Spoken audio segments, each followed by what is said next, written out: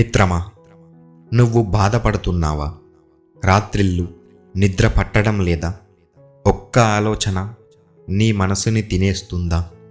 ఒక్క ప్రశ్నకి సమాధానం చెప్పు. వచ్చిన సమస్య నిజంగా నీదేనా? లేదా నీది కాని దాని గురించి బాధపడుతున్నావా? మనుషులు బాధపడేది నష్టం వల్ల కాదు, అంచనాల వల్ల. నీది కాని మనిషి నీకు దూరమైతే బాధ, నీది కాని స్థానం నీకు రాకపోతే బాధ, నీది కాని పేరు ఇతరులకు వస్తే బాధ.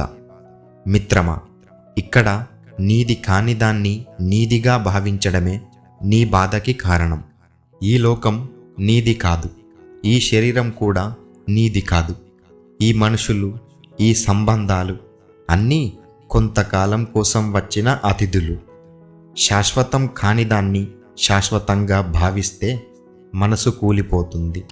నీ మనసు నీకు చెబుతుంది, అది నాకే రావాలి, వాళ్ళు నా వాళ్ళు, ఇది నా హక్కు. కానీ నిజం ఏంటో తెలుసా? ఈ లోకంలో హక్కు లేదు, అర్హత మాత్రమే మాట్లాడుతుంది. నీది అయితే నిన్ను వెతుక్కుంటూ వస్తుంది. నీది కానిదాన్ని వదిలేయటమే మంచిది. ఇక్కడ వదలడం అంటే ఓడిపోవడం కాదు. వదలడం అంటే నీ శాంతిని కాపాడుకోవడం. నీది కానిదాన్ని వదిలేసిన రోజే నీ భారం తగ్గిపోతుంది. నీ చేతిలో లేనిదాన్ని నీ గుండెల్లో పెట్టుకోవద్దు. నువ్వు నిజంగా చూసుకోవాల్సింది ఏంటో తెలుసా?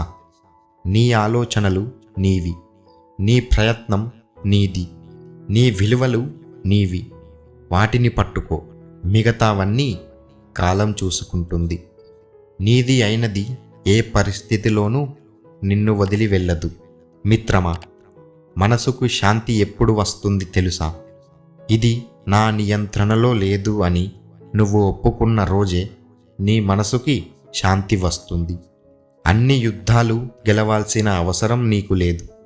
కొన్ని యుద్ధాల నుంచి తప్పుకోవడం కూడా విజయమే. అందుకే నీది కాని దాని గురించి నీ గుండెను కాల్చుకోకు. నీది కాని దాన్ని కాలానికి వదిలేయి. నీదైనది మాత్రం నిన్ను వదిలి ఎప్పటికీ వెళ్ళదు. నీది కాని దాన్ని వదిలేసిన రోజే నీ జీవితానికి నిజమైన శాంతి మొదలవుతుంది.